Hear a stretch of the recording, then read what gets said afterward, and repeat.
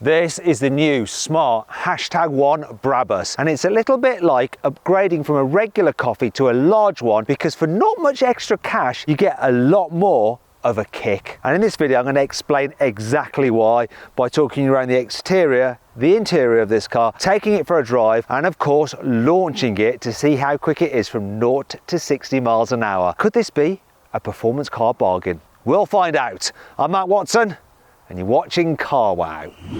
Buy, sell, Carwow. This smart #1 Brabus starts from just over £43,000, which is around £4,000 more than the range-topping normal smart #1. That car has a single electric motor driving the rear axle, and it puts out 272 horsepower. However, this Brabus edition has an extra motor on the front axle. It's not under there because this is a little fog. Anyhow, as a result, this thing puts out a combined 428 horsepower. So shall we find out what that means? I'm going to launch it. Brabus says this car will do 0 to 60 in 3.9 seconds. But let's find out the reality with my specialist timing gear. Left foot on the brake, floor the throttle, and off we go. Wow, it's quick. 3.78 seconds.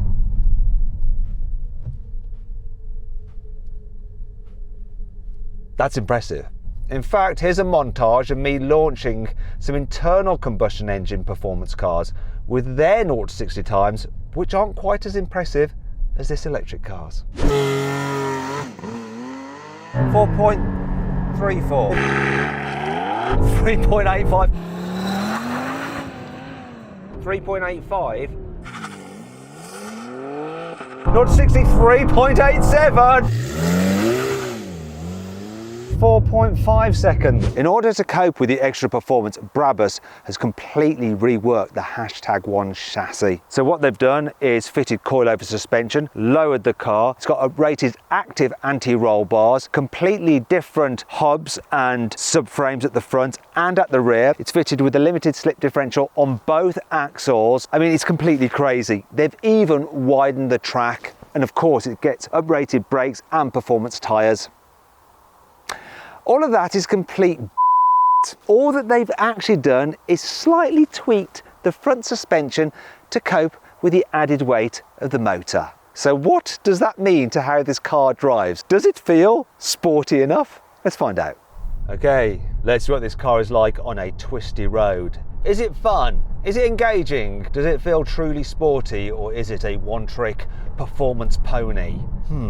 Around the bends, it's actually pretty good. Grip is decent, it doesn't lean too much, yet that's the same as the standard car. There's very little difference. The suspension is actually really well judged for British roads. So this section of road is pretty bumpy, but it's dealing with it rather well. And electric cars sometimes have overly bouncy suspension, but this one doesn't. The steering is pretty sharp, but it's the same as in the normal car. Allows you to put it exactly where you want it to go, and it really does hold on in the bends pretty nicely. And then of course you've got all that performance to rocket you out of them, and the four-wheel drive traction means you really can put all that power down and you just get slingshotted out of the bends. You can cover ground quickly in this car, you really can. Is it fun though? Well, it sort of is. You know, just that ability to, whoa, do that at the bends. It's great, but there is a slight issue, and it's not the fact that this car has a larger turning circle than the standard one because of that extra motor on the front axle, because it doesn't. It's the same. It's this number, by the way, so it's very manoeuvrable.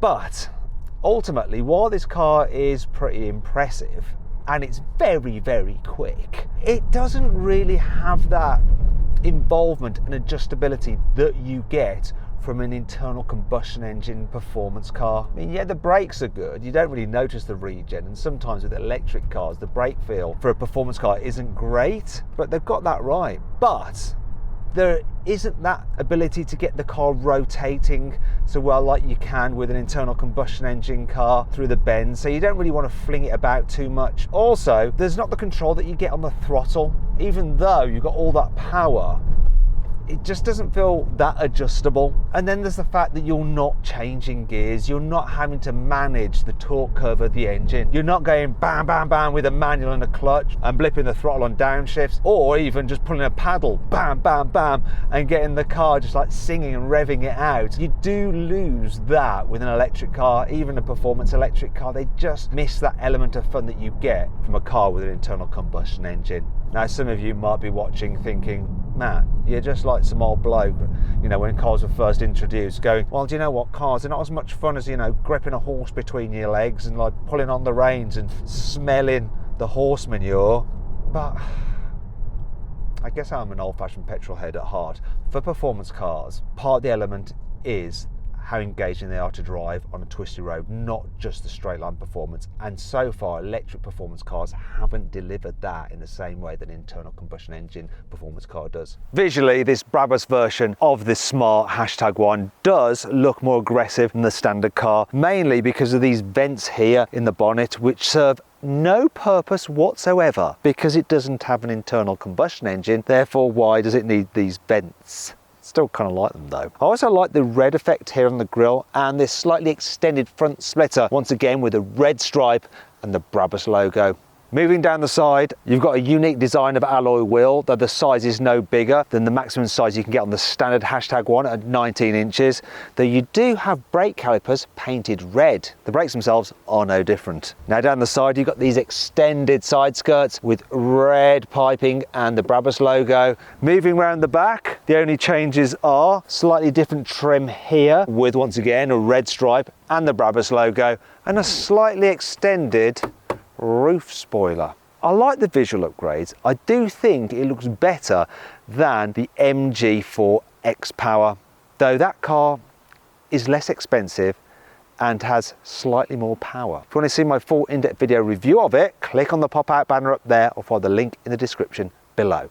Here on the inside, the major changes include plenty of red accents. So you've got red stitching here, red stitching on the steering wheel, which is a Brabus Sport steering wheel, flat bottom and Alcantara on the outer side. There's red stitching on the doors. On the seats, of course, Brabus logo there on the headrest. You've got slightly different material on the seats. It's grippy Alcantara and red seat belts, which I really do like. Look, the car is instantly more sporty now. I really like how Brabus have extended the red sporty theme here in the back as well, look. And you get to really appreciate the red inserts here on the headrest from the rear. Lovely.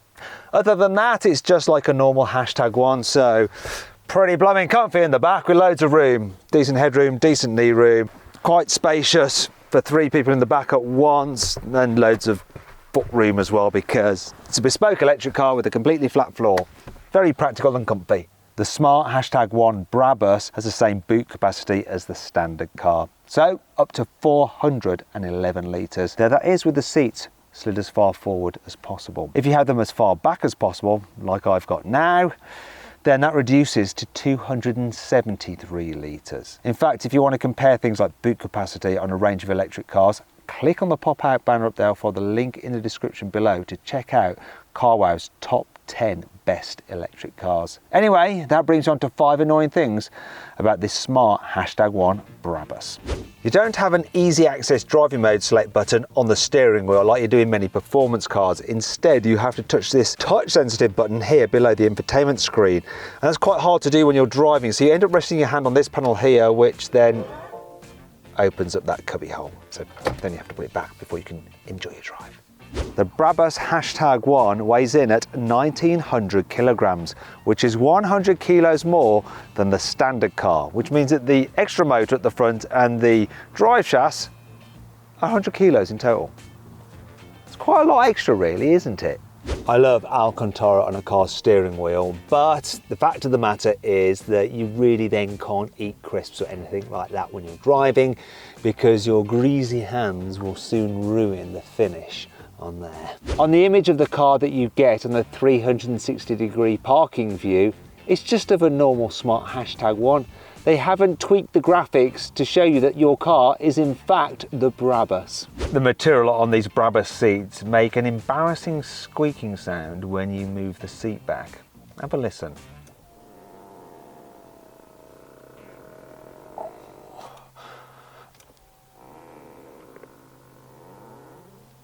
Oh, it's just like I've let out a cheeky little fart. Thankfully, this car has plenty of cool features to help make up for all this. Here's 5. This Brabus logo on the steering wheel is illuminated, which looks kind of cool. Although, of course, you can only see it when it's dark. So just look, I'll do this so you can see. Can you see that? Yeah. Considering this Brabus has 57% more power than the standard #1, the range only falls by 25 miles, which is less than 10% compared to the standard car. It's supposed to be capable of 248 miles on a single charge. We'll find out what the reality is in a minute.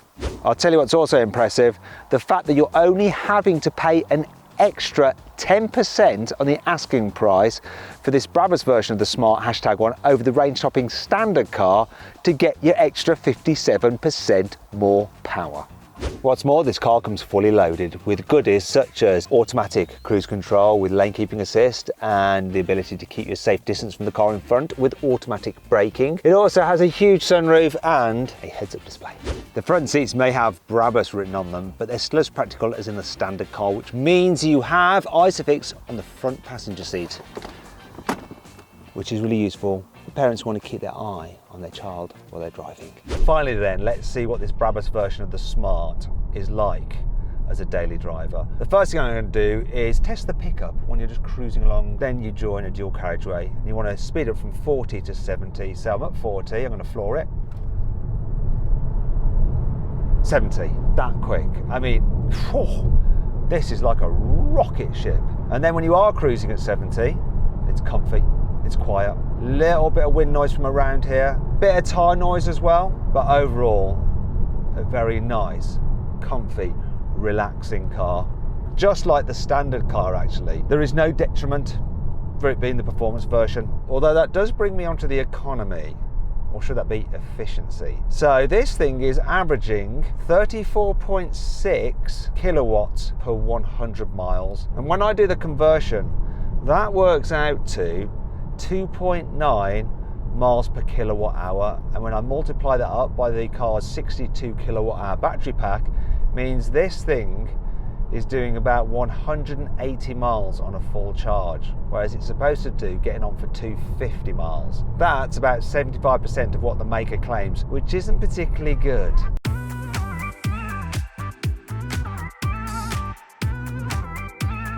So then, what's my final verdict on the smart #1 Brabus? Should you avoid it? Should you consider it? Should you shortlist it? Or should you just go right ahead and buy it? Well, do you know what? I reckon you should go right ahead and buy this car.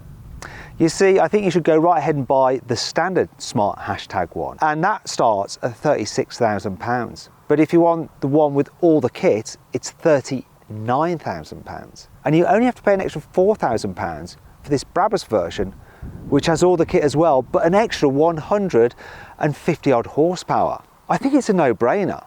If I was buying a #1, this is the one I'd get. I hope you'll enjoy the video. If you did, give it a like. Let me know what you think of my verdict in the comments below.